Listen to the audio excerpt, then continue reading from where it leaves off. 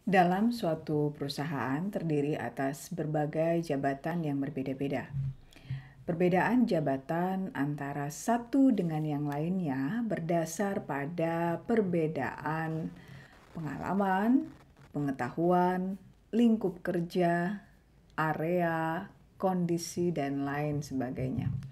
Nah, deskripsi jabatan membantu perusahaan untuk mengidentifikasikan tugas yang secara aktual dilakukan oleh karyawan.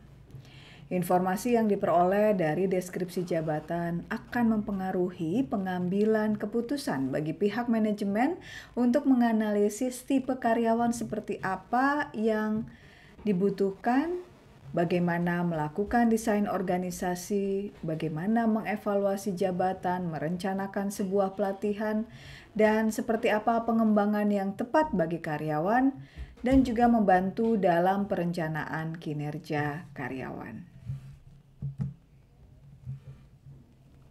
Seperti yang kita ketahui, di dalam suatu perusahaan tentu terdiri dari berbagai jabatan yang berbeda-beda. Kalau kita lihat dari struktur organisasi, tipenya bermacam-macam. Ada yang struktur organisasi berdasarkan fungsi, ada yang struktur organisasi berdasarkan area, ada struktur organisasi berdasarkan tugas yang berbeda-beda. Nah, tugas-tugas dalam deskripsi jabatan dapat mengalami perubahan ketika terjadi penambahan atau pengurangan tuntutan kerja, atau ketika terjadi pergantian regulasi, atau ketika ada modifikasi hadirnya teknologi yang baru.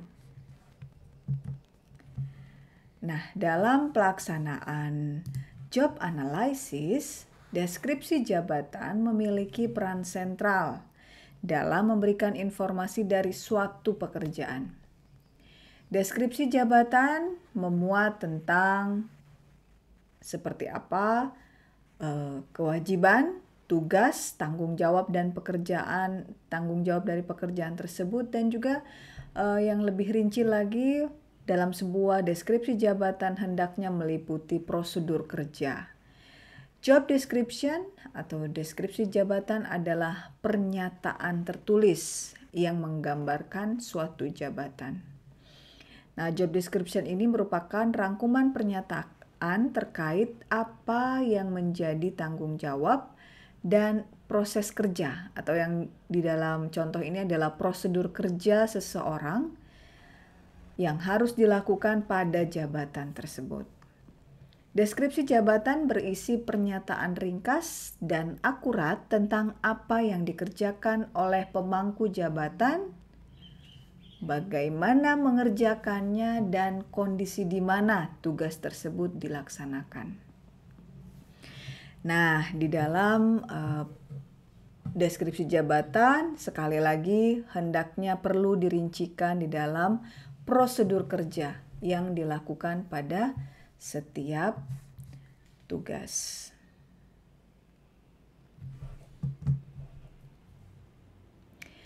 Penulisan deskripsi jabatan memiliki standar tertentu. Jadi dalam penulisan deskripsi jabatan harus ada aturan-aturannya yang perlu dipenuhi ya.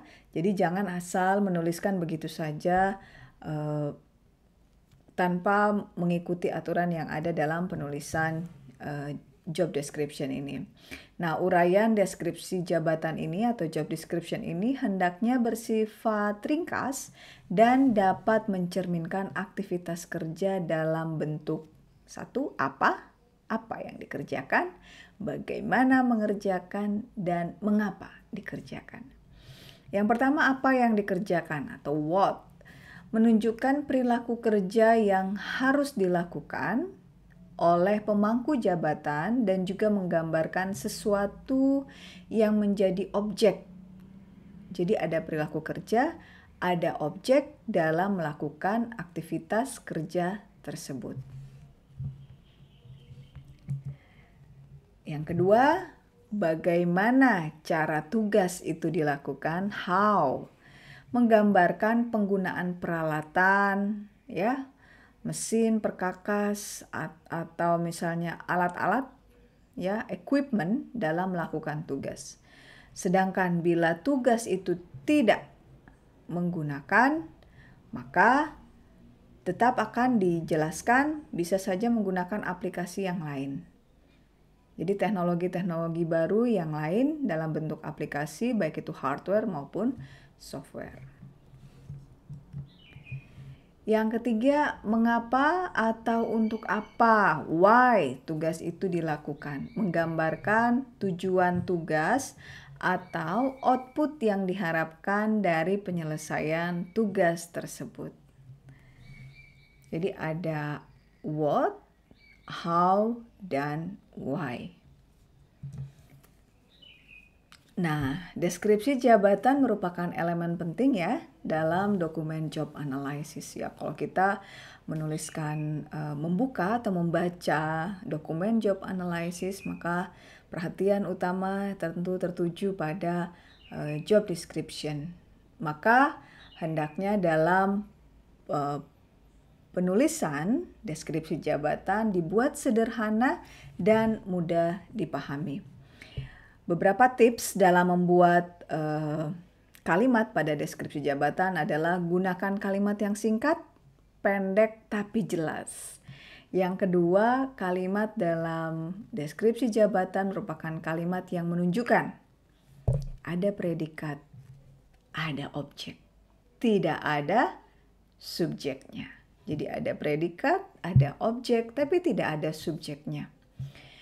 Predikat menunjukkan data yang menggambarkan perilaku kerja, ya, dan pola susunan kalimat uraian tugas dapat digolongkan menjadi 3 jenis.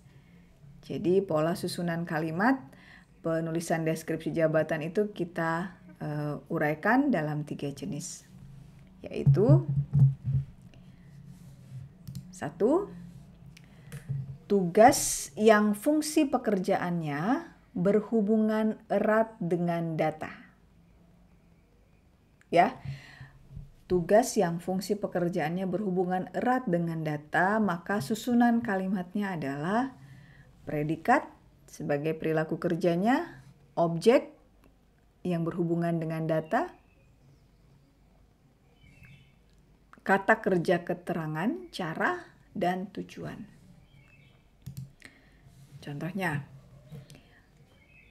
Contoh yang ada di hadapan Anda ini, kalimat dari uraian jabatan menyetor hasil tagihan ke bagian kasir. Ya. Kata keterangan cara yang menunjukkan pihak lain yang digunakan adalah kasir. Jadi menyetor adalah predikat, yaitu perilakunya. Hasil tagihan ke bagian kasir adalah keterangannya. Ya, keterangan tujuannya implisit dalam predikat, yaitu agar hasil tagihan dapat tercatat dengan baik. Ya, ini bentuk dari penulisan job description dengan tugas yang berkaitan dengan objek data. Yang kedua adalah pada pekerjaan, ya, pada jabatan yang tugas dan fungsi pekerjaannya itu erat dengan people atau orang. Maka seperti apa susunan kalimatnya? Predikat, perilakunya, perilaku kerja, objek yang berwujud orang. Jadi bukan pelaku ya, tapi objek yang berwujud orang. Karena sekali lagi dalam uraian jabatan kita tidak memasukkan dalam penulisan, tidak memasukkan subjek ya, tetapi predikat objek. Nah, ketika tugas itu dalam fungsinya berkaitan dengan orang, maka model atau susunan kalimatnya adalah predikat, perilaku kerjanya, objek yang berwujud orang, kata keterangan cara, tujuan.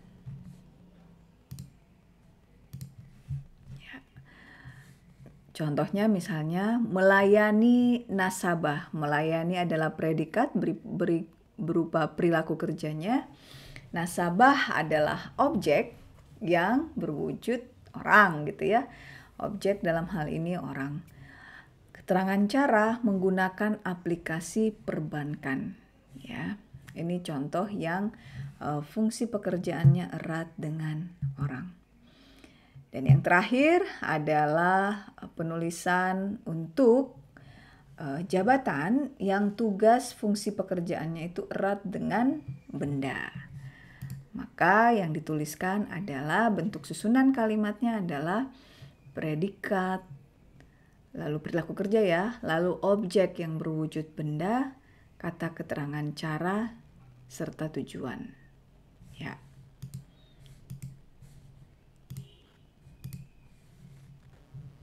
Contohnya, melaporkan adalah predikat, keuangan adalah objek, jadi objek yang berwujud benda. Ya. Melaporkan keuangan yang telah disetujui. Keterangan cara kemana? Ke general kasir. Ya, jadi ini bentuk dari penulisan deskripsi jabatan. Nah, ada pula bagaimana caranya kita menentukan predikat atau perilaku kerja. Itu ada list-listnya dan nanti saya akan lampirkan di dalam e-modul sehingga Anda bisa memahami dan memilih pekerjaan-pekerjaan apa-apa saja yang cocok dalam penggunaan predikat-predikatnya sesuai dengan level ataupun fungsi dari jabatan itu. Demikian, terima kasih.